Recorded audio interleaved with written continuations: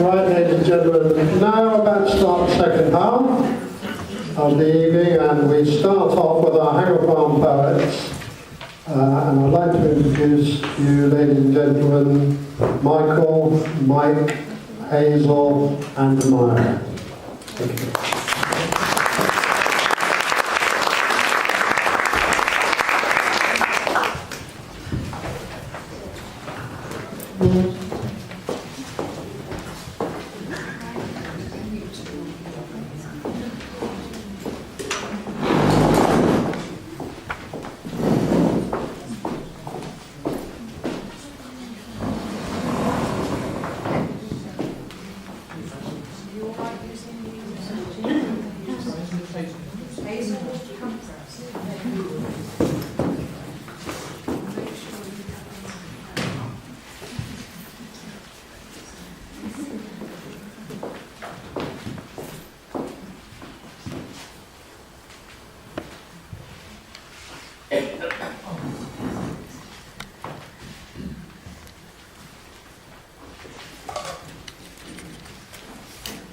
Slow but sure.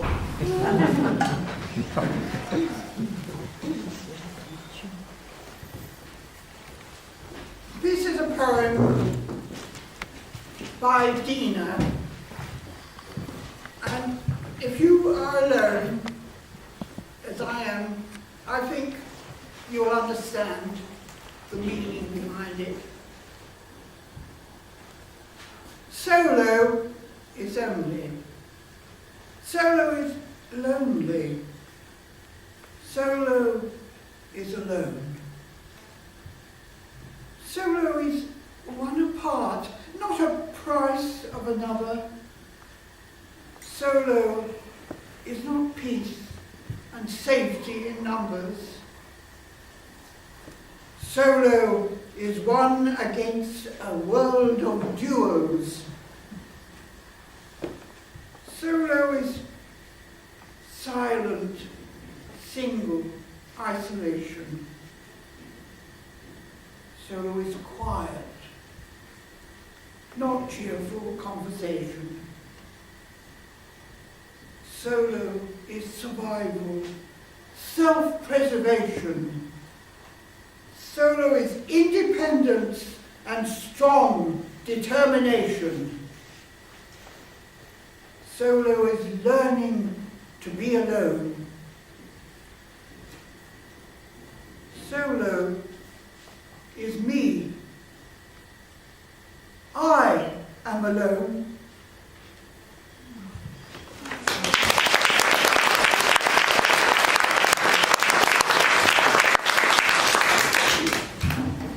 My next poem is one I'm sure most theatre goers can actually identify with and understand.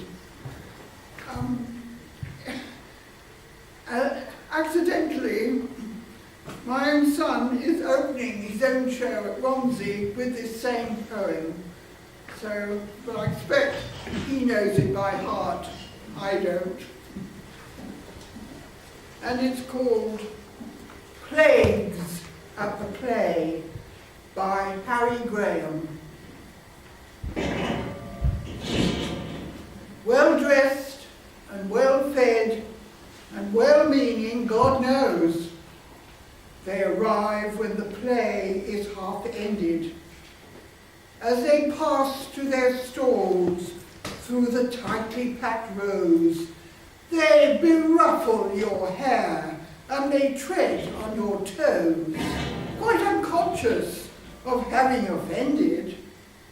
Then they argue a bit as to how they shall sit and uncloak in a leisurely fashion, while they act as blind to the people behind, who grow perfectly purple with passion, till at last, by the time they are seated and settled, their neighbours all round them are thoroughly nettled.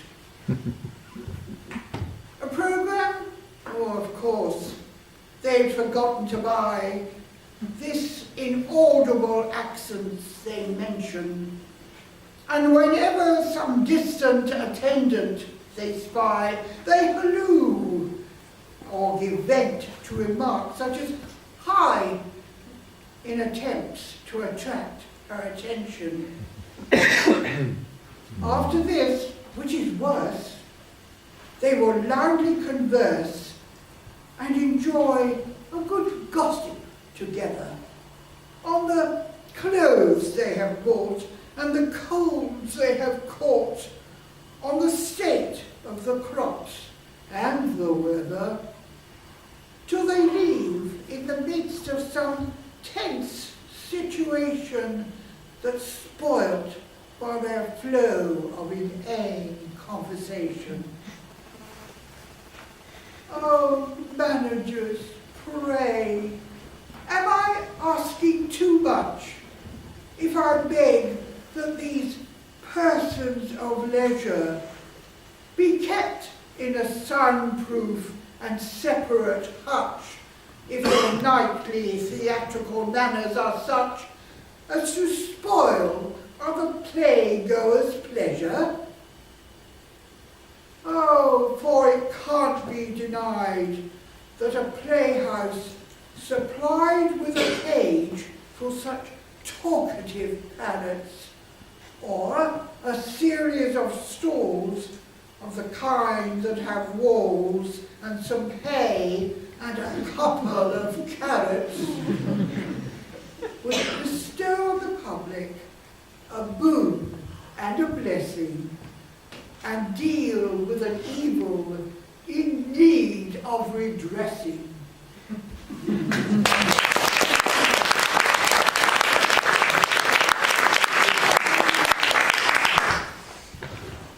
And my last poem is by Janet Jones, and it's called Flight of the Phoenix. What will I do tonight?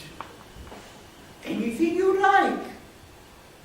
So I took a flight of fancy and did it in a night. My beautiful mystic phoenix spread out its golden wings, glided to Milano, La Scala in full swing. Tragic Madam Butterfly's swan song made them weep. Brazen Hussy Carmen had them riveted to their seats. Bravo! The leading lady was cheered unanimously. She stepped into the floodlights. Oh, and looked a lot like me. Swift-flighted bird of soul command, whisked me off to another land, descending gently in gay Paris. That's the place I want to be. Bluebell dancers in perfect time, plumes and feet all in line. One stood out, a real high kicker. She held the floor, her footwork slicker. Bon, bon, très bon, applauded with glee. She stepped into the floodlights. Oh, and looked a lot like me. Majestic, glorious, bird of grace, alighted in a different place. Sun was shining, all looked good, as we settled down upon Hollywood. Stars came out in full that night. De Niro, Redford, Bernard Wright. Best Actress Award for excellent credit. An Oscar was given the supreme merit. Brilliant, terrific, hands clapped. Oh, gee! She stepped into the floodlights a lot like me. My magnificent bird of spirit burnt itself right out. He dumped me in the kitchen, dirty dishes all about.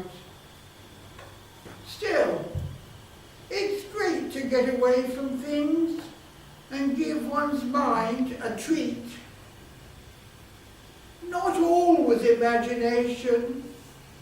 Oh no, he left me his crow's feet.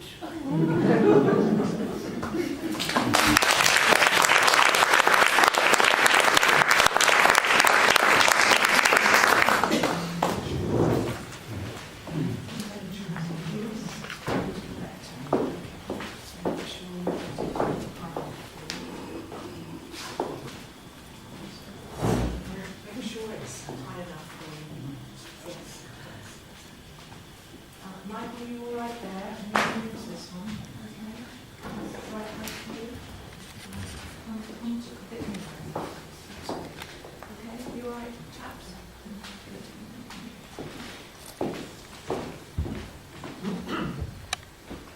Good evening, I'm Michael.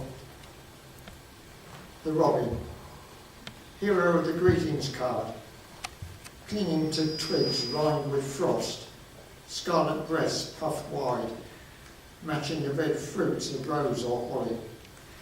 A doughty fighter against all comers, sharp beak and claws to defend his ground. Only a tread of rapid song betrays his presence as the gardener's companion, a shameless opportunist, snatching a juicy meal as I ply my spade.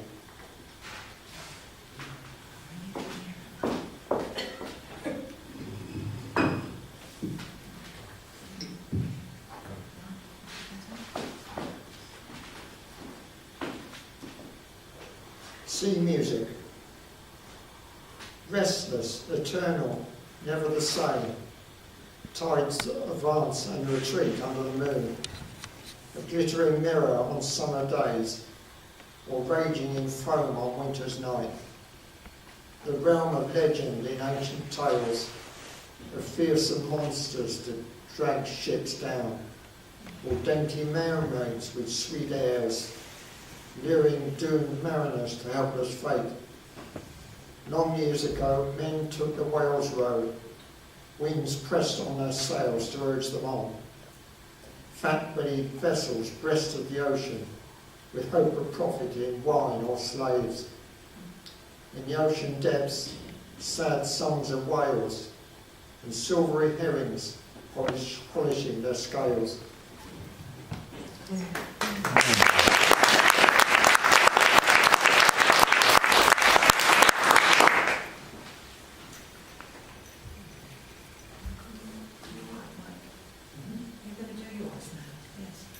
Are these microphones working, everybody? Yeah, fine.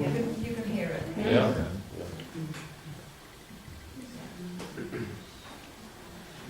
The duet, on the duet. Okay, right, correct.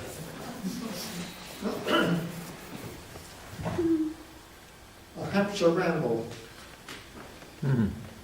Who did Farley wallop? Who was Abbott's hound? Search for all the answers, find them if you can. How did Chandler find his ford? Was he commoner or lord? How did Bolton build his bench? With a hammer and a wrench? Though you may think it quite abhorrent, do they hunt the boar in Borant? In Tiptoe?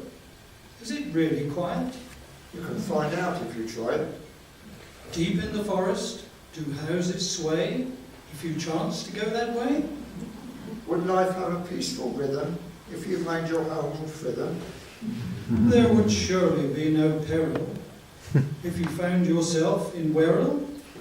Are there many dogs in Dogmersfield? Would you find big cats in Cattersfield? Will you hear a howling sound if you take a trip to Hound? Is there not one pub in Soberton? Could you find the road to Overton? Are the hills too high and steep? Can you take a jump and leap? Do the people sing at Walklington?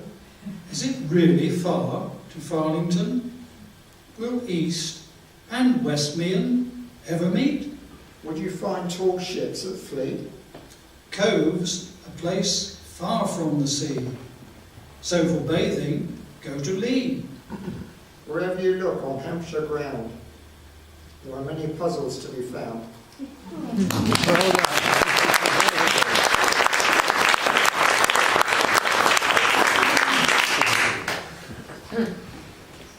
This little verse is called the Ultimate Doggerel. The little old poet from Marchwood lazed on a log in a larch wood. Along came a great dog, and ate the poor sod, and growlingly said, "Gall, that one off good." The dog's name was Laurie. It belonged to old Florrie, who lived at the top of the wood. She was very upset to learn that her pet had gobbled the old man for good. Florrie sounded about until she found out just who the old gentleman was. When she learned of his name, she cried out in shame. And the reason, of course, is because he was the poet laureate.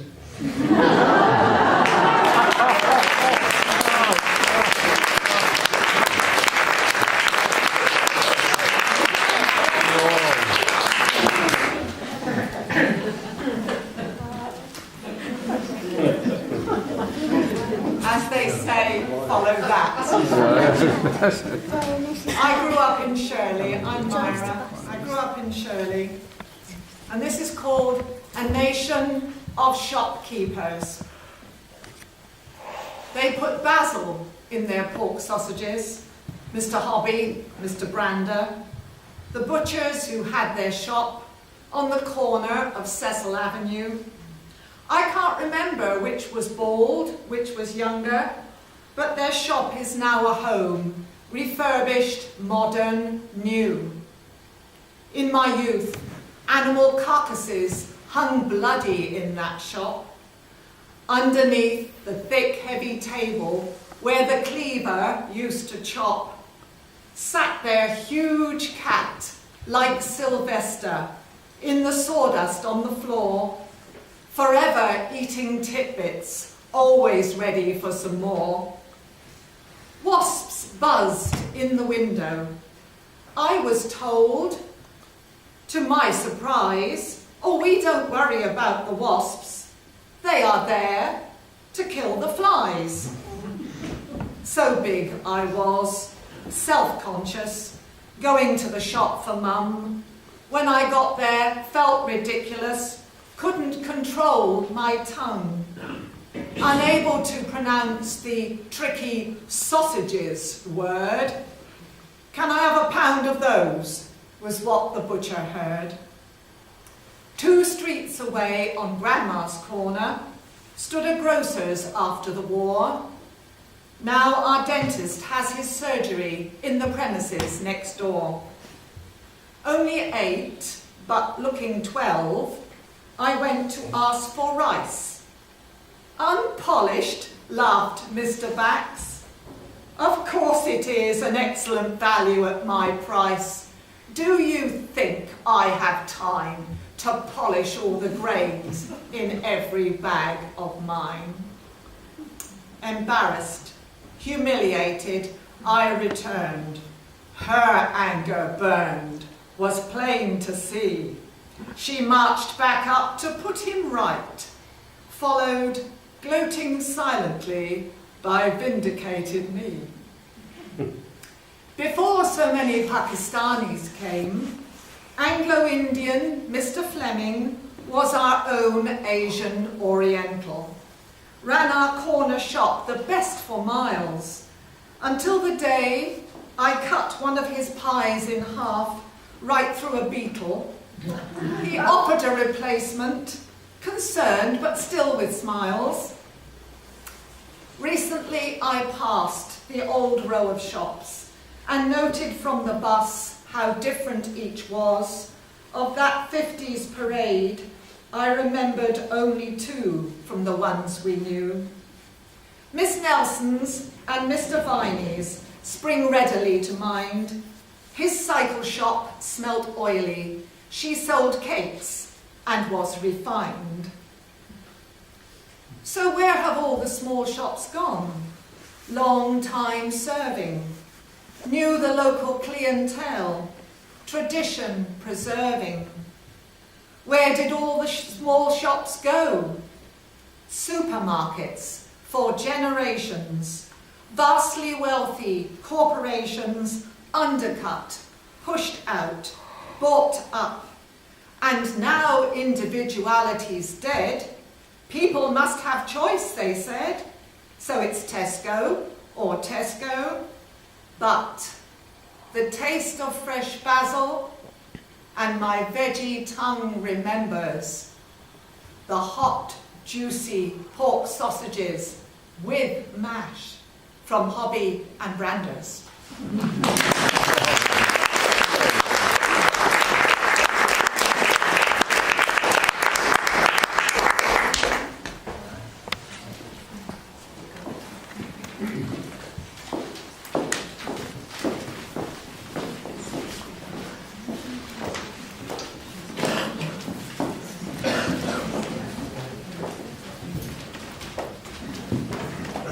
Thank you very much, ladies and gentlemen. It's my pleasure now to ask the kitchen sink to come back for their second performance. Ladies and gentlemen, kitchen sink.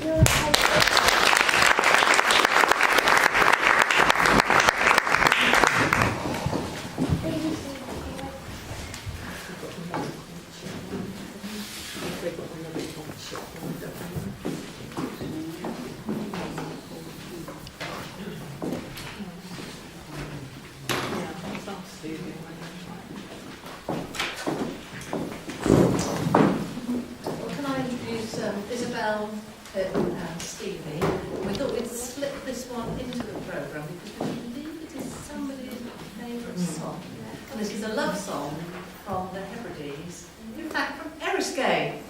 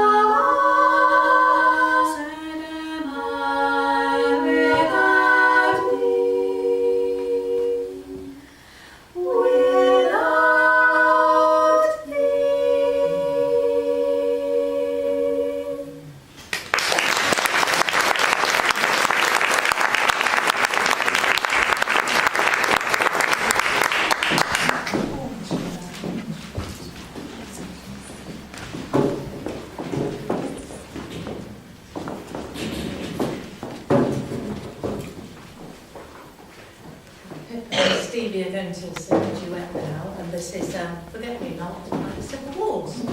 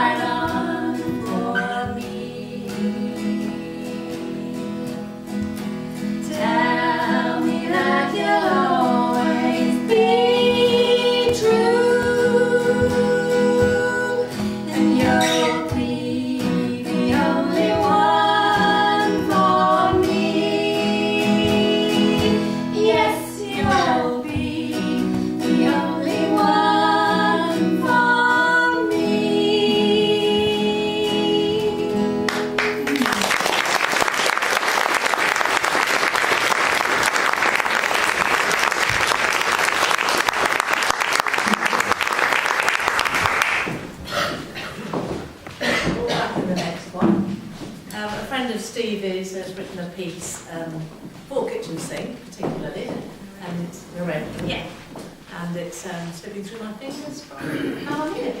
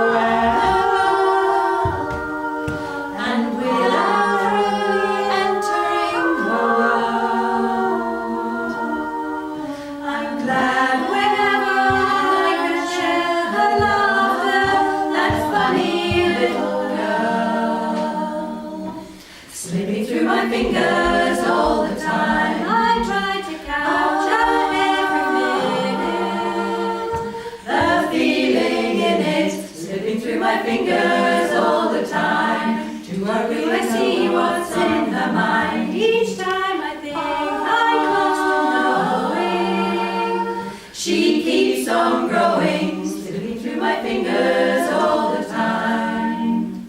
Sleep in our eyes, her and me, at the breakfast table, barely awake, and a precious time go by.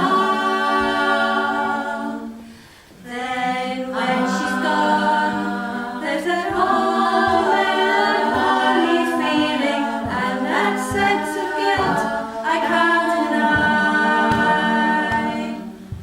What happened to those wonderful adventures? The places that I planned for us to go. Some of them we did, but most we didn't. And why, I just don't know. Slipping through my fingers all the time, I try to catch up every minute. The feeling in it, slipping through my fingers all the time. Do I see what's in her mind? Each time I think I'm close to knowing, she keeps on growing, slipping through my fingers all the time. Sometimes I wish that I could freeze the picture and save it from the funny tricks of time, slipping through my fingers.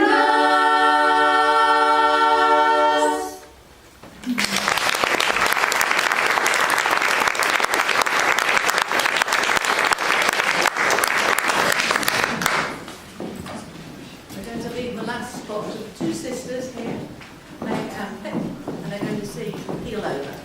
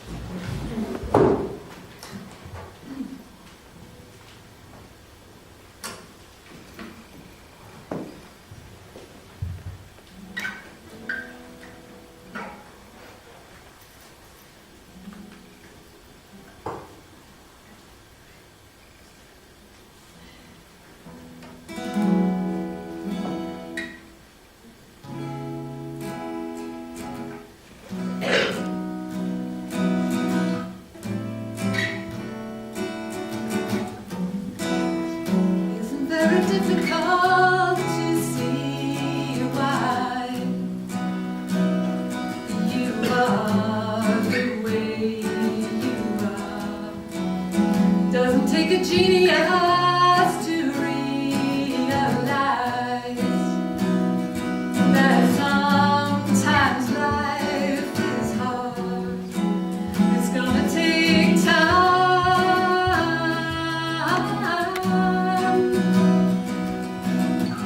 But in the meantime, come over here, lady. Let me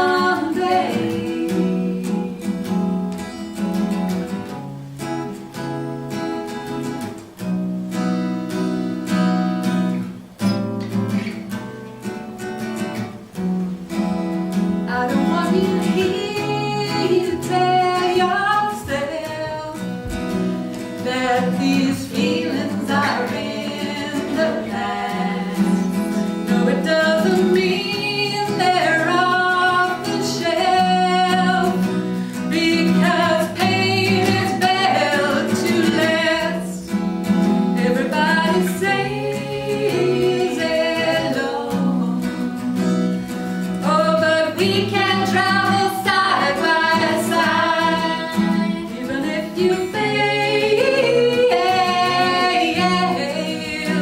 you know that no one really minds.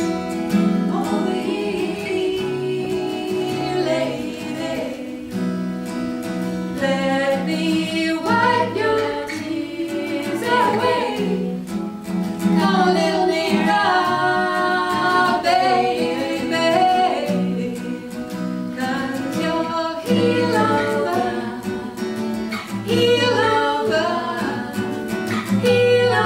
someday.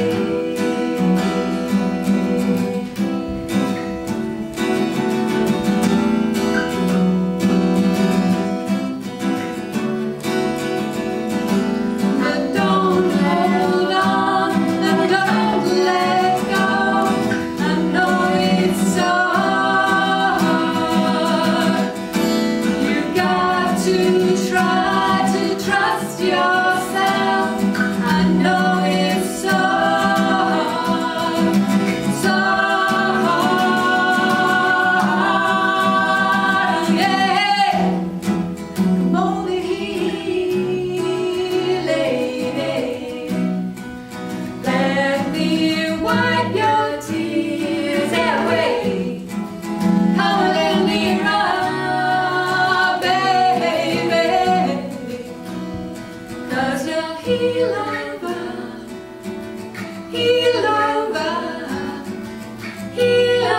someday.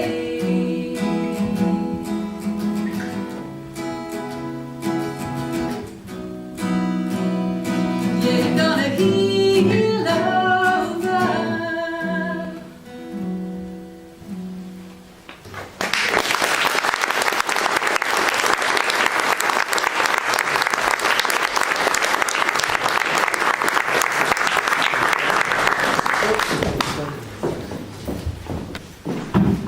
Ladies and gentlemen, kitchen sink.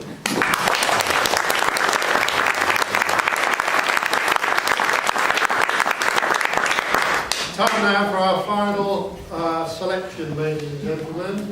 And your poets now will be Dina, Sylvia and Myra, followed by Carol on guitar.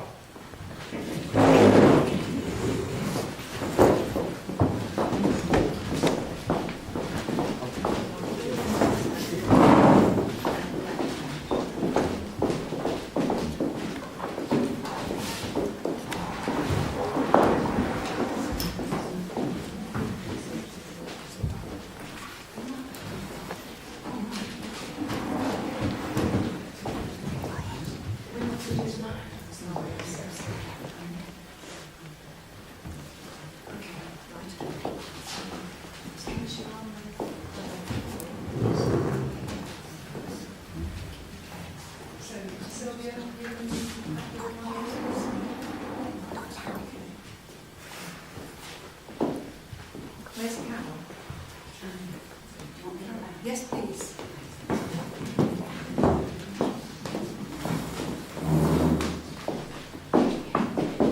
Can we get these out of the way, the ones that we're not using?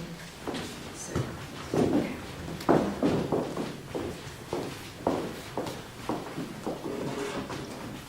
Because we're not going to use them. So just 1%.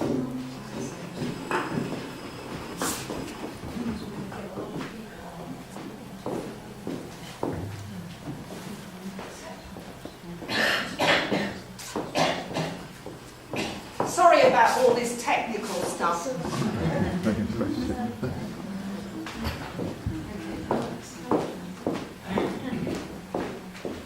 I've got 2 poems about creatures, creatures that some people don't like very much.